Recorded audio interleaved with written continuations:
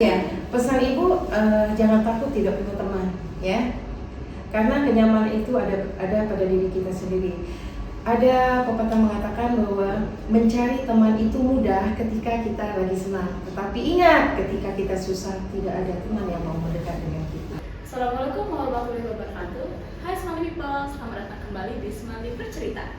Podcastnya anak-anak SMA 5 yang selalu mempunyai cerita menarik seputar pelajar. Aku, Farah dari 10.6, akan membahas tentang topik yang sebenarnya sering banget loh terjadi di lingkungan sekitar kita.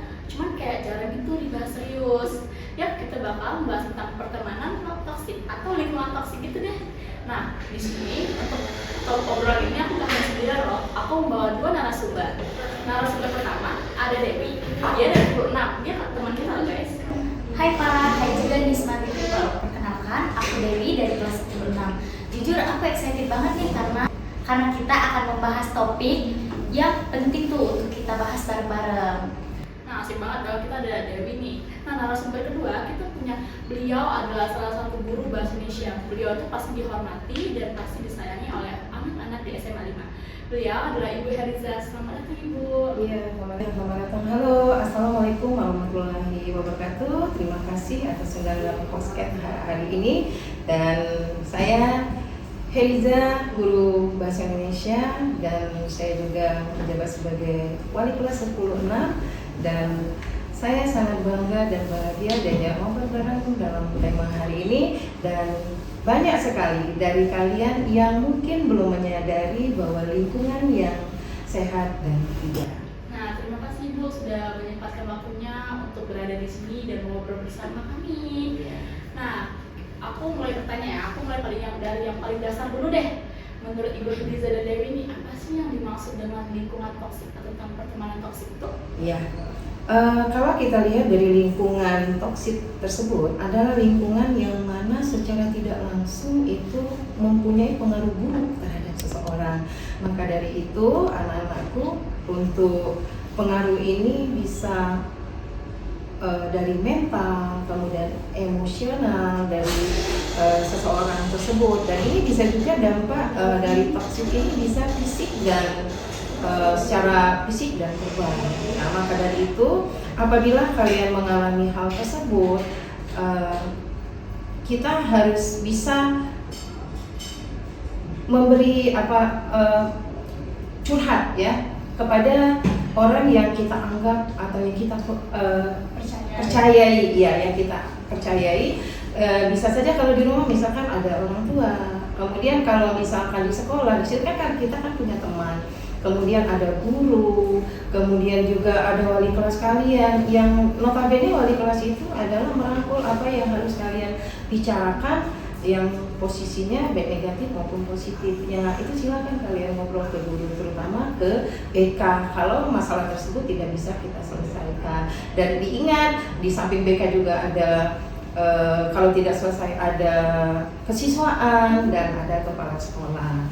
Dan tentunya itu lagi feeling kita bercerita kepada orang yang benar-benar tepat ya, yang bisa memberikan kita solusi.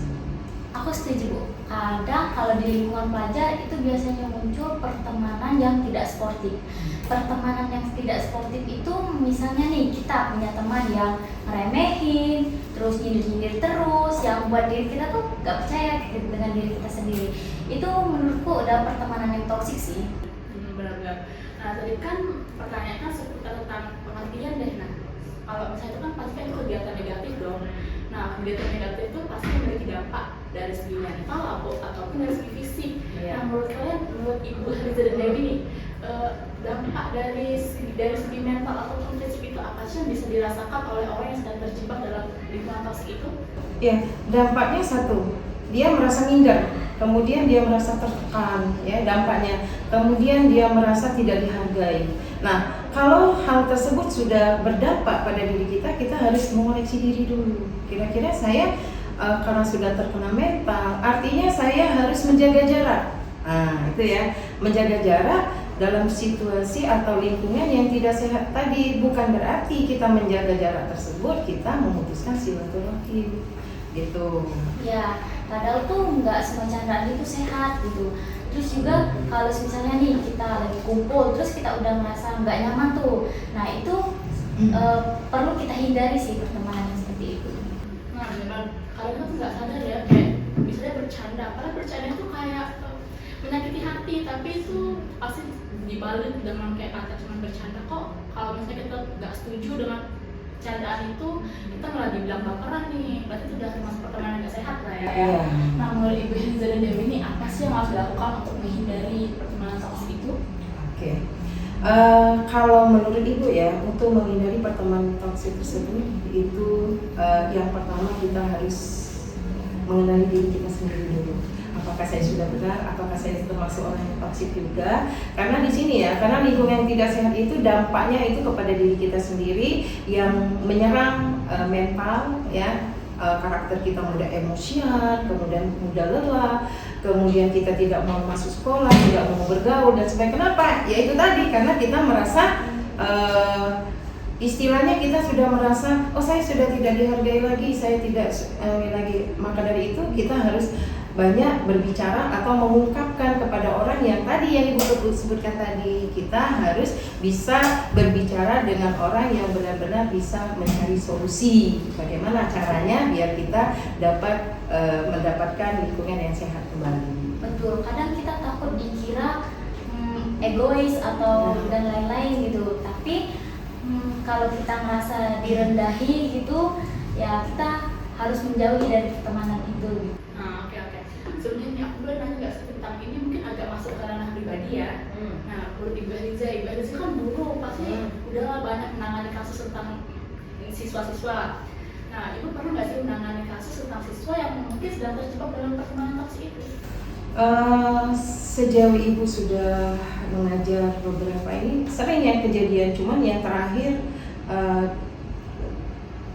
di kelas kita sendiri di kelas 10-6 kemarin di awal kita masuk memang ada kejadian ya, mungkin kalian sudah paham kejadian tersebut, sehingga anak tersebut malas ke sekolah, orang tuanya juga ini, tetapi karena ini tadi terjadi kekurangan kepercayaan diri mereka, akhirnya anak tersebut mau pindah kelas dan orang tuanya pun meminta kepada sekolah agar jangan sampai anak tersebut masih di lingkungan yang merasa dirinya ada terbebani, iya, di lingkungan yang toksik atau merasa tidak nyaman.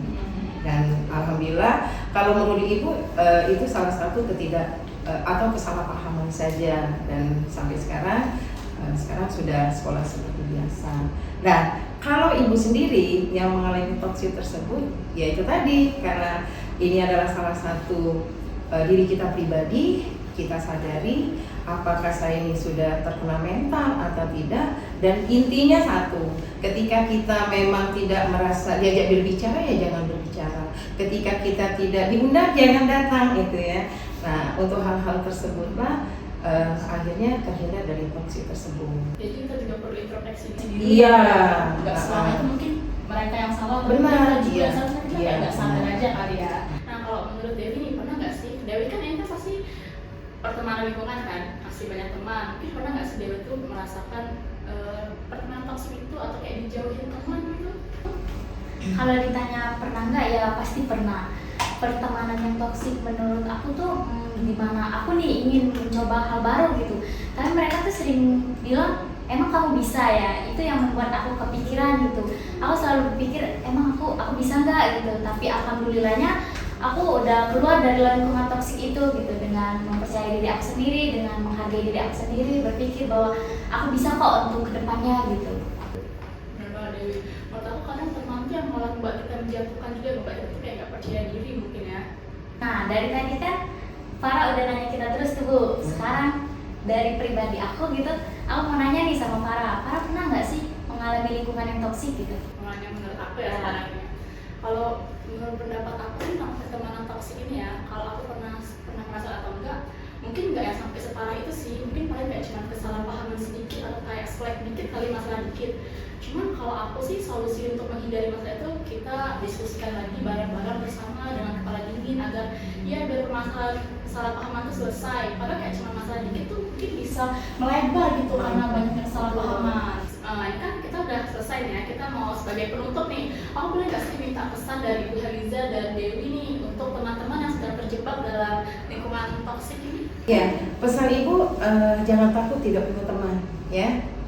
Karena kenyamanan itu ada pada diri kita sendiri. Ada pepatah mengatakan bahwa mencari teman itu mudah ketika kita lagi senang. Tetapi ingat, ketika kita susah tidak ada teman yang mau mendekat dengan kita. Kalau pesan dari aku sih, jauhi lingkungan yang toksik karena kamu berhak mendapatkan teman yang tulus terus dihargai. Nah, bagus banget ya pesan-pesan dari Ibu Heliza dan Dewi ini, guys. Nah, yaudah sampai sini dulu ya kali ya episode Smali Bercerita hari ini. Jangan lupa, kamu tuh nggak pernah sendirian loh, masih banyak orang-orang sekitar kamu yang sayang banget sama kamu. Jadi kalau misalnya kamu mungkin sedang terjebak dalam lingkungan toksik ini, cepat ceritakan kepada orang-orang yang kamu percaya. Teman-teman jangan lupa like, comment, share ke teman-teman kalian, dan jangan lupa subscribe biar kalian tuh tahu episode selanjutnya di channel Smali Bercerita. Saya Farah, Heliza, Saya Dewi. kami pamit undur diri. Wassalamualaikum warahmatullahi wabarakatuh.